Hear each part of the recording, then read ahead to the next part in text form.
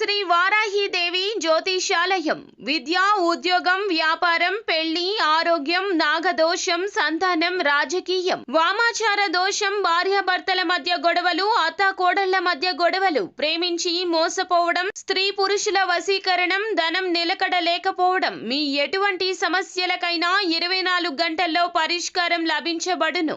Number 1 వశీకరణ specialist Pandit Pawan Namboodiri, Kerala తాంత్రిక గురువు గారు. Phone number 9043637512.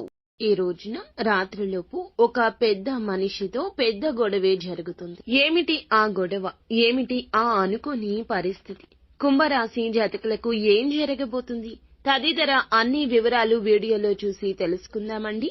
వీడియో ఎక్కడా స్కిప్ చేయకుండా పూర్తిగా చూడండి. వీడియో నచ్చితే తప్పకుండా ఒక చిన్న లైక్ చేసి మమ్మల్ని సపోర్ట్ చేయండి.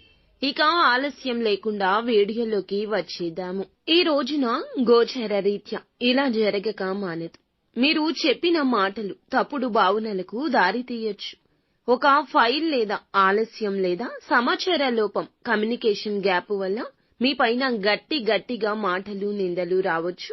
మీ యొక్క బాస్ మీ మాటలకు మీరు మౌనంగా ఉండలేని పరిస్థితి కానీ, మాట్లాడితే పరిస్థితి అదుపు తప్పేలా కానీ ఉండొచ్చు. ఇక హఠాత్తుగా ఇంట్లో పెద్దవారితో అభిప్రాయ భేదాలు కూడా రావచ్చు. పాత విషయాన్ని తీసుకొచ్చి ఒక పెద్ద మనిషి మీ మీద అసంతృప్తిని వ్యక్తం చేయొచ్చు. మీరు మౌనంగా ఉంటే కూడా అలసత్వంగా చూపినట్లవుతుంది. అది గొడవకు కూడా దారి తీయొచ్చు. మీ వ్యాఖ్యాన్ని తప్పుగా అర్థం చేసుకున్న వ్యక్తి జనం ముందు గట్టిగా మాట్లాడితే, తిడితే మీ ఆత్మ గౌరవానికి గాయం కావచ్చు. మీరు తెలిసిన ఒక పెద్ద సామాజిక స్థాయి వ్యక్తితో ఫోన్ కాల్ లేదా మెసేజ్ ద్వారా అపార్థం కూడా చోటు చేసుకోవచ్చు. ఇక శత్రు గ్రహంగా ఉన్న కుజుడు మిష్ట స్థితిలో ఉండడం వల్ల మీ మాటలపై మీరు నియంత్రణ కోల్పోతారు. అంతగా తప్పు చేయకపోయినా సరే దోషం మీకే అనిపించేలా వాతావరణం మారుతుంది. కొంతకాలంగా మీరు సహిస్తూ వస్తున్న ఒక సమస్య బలంగా ఈ రోజున బహిర్గతం అయ్యే గ్రహ ప్రభావం మీకు చూపిస్తోంది.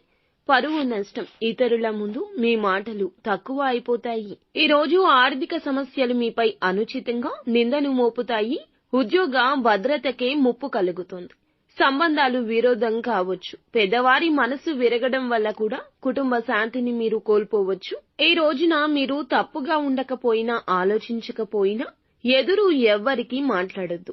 సమాధానం చెప్పే ముందు 10 క్షణాలు అయినా ఖచ్చితంగా ఆలోచించండి.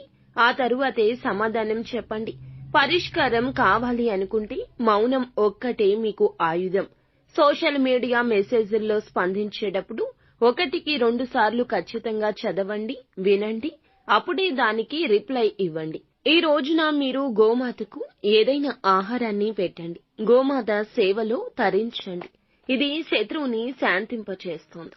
అలాగే ఓం సం శనైశ్వరాయ నమః అనే ఈ మంత్రాన్ని ఈ రోజు 27 సార్లు జపించుకోండి. రాత్రి సమయంలో శివుని పటం వద్ద నెయ్యి దీపాన్ని వెలిగించండి. పరమశివునితో ఈ రోజున మీ కష్టాలు చెప్పుకోండి. అంతా మంచి జరుగుతుంది.